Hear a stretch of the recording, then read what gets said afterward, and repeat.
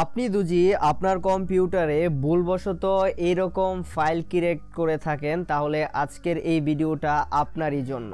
অথবা আপনি একাধিক হার্ড ডিস্ক কম্পিউটারে ইউজ করছেন, কোন ডিস্কটা ব্যবহার করতে যাচ্ছি এখন আমি বুঝতে পারছি না। সো আজকের এই ভিডিওতে আমরা দেখতে চলেছি কিভাবে আপনার কম্পিউটারে একাধিক ডিস্ক থাকলে এগুলাকে ডিলিট করবেন। সো আর বেশি দেরি না করে চলুন আমরা পার্টিশন ডিলিট করি। প্রথমেই আমরা চলে যাব দিস পিসিতে আসার পর এখন আমরা দেখতে পাচ্ছি আমাদের একাধিক পার্টিশন রয়ে গেছে কম্পিউটারে, আর এই সব পার্টিশন দেখছি আমি লাল রেড সিগন্যাল দিচ্ছে, তার মানে হচ্ছে এগুলো ফুল।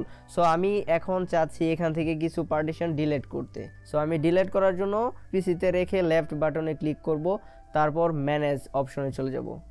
ম্যানেজ অপশনে আসার পর আপনার সামনে দুজি এইরকম অপশন আসে, আপনি এখান থেকে সরাসরি ডিস্ক ম্যানেজমেন্ট অর্থাৎ স্টোরেজের নিচের ট্যাবটাই হচ্ছে ডিস্ক ম্যানেজমেন্ট, আমরা এখানে ক্লিক দেব।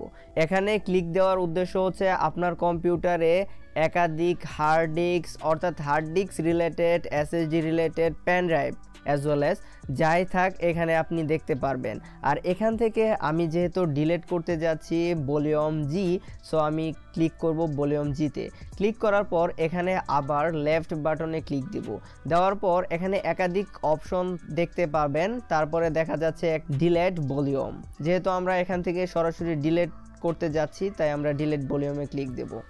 ডিলিট ভলিউমে ক্লিক করার পর আপনার কাছে একটা সিম্পল পারমিশন চাবে, আপনি কি সত্যি এটা ডিলিট করতে চাচ্ছেন কি না। আমি যেহেতু ডিলিট করতে চাচ্ছি তাই আমি এখানে ইয়েস দেব। ডিলিট অবশ্যই হয়েছে, কিন্তু আমি এটা দেখতে পাচ্ছি না এখন কোথায় আছে, এবং কি অন্য কোনো ডিস্কের সাথে এটা যুক্ত হয়নি। সো এখন যেহেতু যুক্ত হয়নি আমি এটা যুক্ত করে দেই অন্য আরেকটা ডিস্কের সাথে।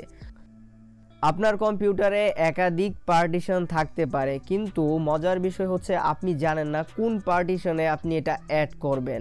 তার জন্য আমরা চেক দিতে পারি এখান থেকে চেক দেওয়ার জন্য আমি লেফট বাটনে ক্লিক দেব, প্রথমে যে কোনো একটা পার্টিশনে ক্লিক দেওয়ার পর এখানে এক্সটেন্ড ভলিউম নামের অপশনটা, এখানে আমি ক্লিক দিতে চাইলেও এখন আমি ক্লিক দিতে পারছি না, তার মানে এটা এই পার্টিশনের অংশ না। তারপরে আমি অন্য আরেকটাই চেষ্টা করি, আমি ভলিউম ডি সিলেক্ট করে লেফট বাটনে ক্লিক দিলাম, তারপরে এখানে এক্সটেন্ড ভলিউম এই অপশনটা আমি পেয়ে গেছি। সো আমি এখানে ক্লিক দেব, দেওয়ার পর নেক্সট দেব, দেওয়ার পর নেক্সট, ফিনিশ।